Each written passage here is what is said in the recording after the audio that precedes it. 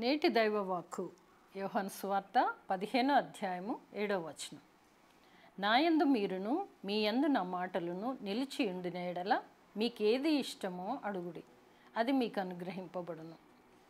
ఈ 15వ అధ్యాయం మొత్తంలో చూస్తే ప్రభు అంటున్నారు, మీరు నేను కలిసి సహవాసం చేయాలి, అంటు కట్టబడి ఉండాలి, సంభాషణ అనగా ప్రార్థన చేయాలి, ఆజ్ఞలు గైకొనాలి. ఇవన్నీ పాటిస్తూ ద్రాక్షవల్లిలో తీగల ఆయనతో మమేకమైపోవాలి. అప్పుడు ప్రభువుతో మనమును మన యందు ఆయన మాటలను నిలిచి ఉంటవి. ఇవన్నీ ఖచ్చితంగా మనం పాటించాలి. అప్పుడే మనకేది ఇష్టమో అడిగినప్పుడు తండ్రి మనకు అనుగ్రహిస్తాడు. ఆయన చిత్తానుసారంగా మనము చేయకుండా, ఆయనతో ప్రార్థన అనగా సంభాషణ లేకుండా, ఆయనతో సహవాసం చేయకుండా మన ఇష్టానుసారంగా తిరుగుచు కష్టాలు వచ్చినప్పుడు ప్రభువా ప్రభువా అని పిలుచుట వ్యర్థం.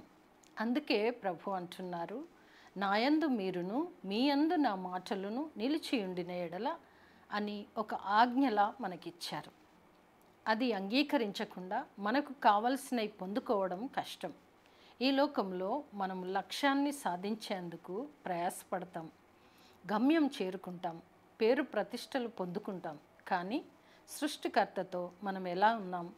ఆయనలో నిలిచి ఉండి ఉన్నతమైన స్థితికి వెళ్ళి ప్రభువు నుండి లభించినవి పొందుకునే కృపను కూడా ప్రభు ఇచ్చారు. ఆధ్యాత్మిక విజయానికి కార్యసాధకమైనది ప్రార్థన. ఒక విశ్వాసి జీవితంలో క్రీస్తు మాటలు నిలిచి ఉంటే వారి కోరికలన్నీ పరిశుద్ధాత్మ ఆధీనంలో ఉంటాయి.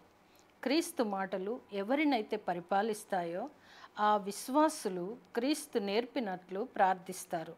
కావున మనమందరము క్రీస్తులో నిలిచి ఆయన మాటలు మన హృదయములో పదిలపరుచుకొని పొందుకునే కృప ప్రభు ద్వారా మనందరికీ కలుగునుగాక. ఆమేన్.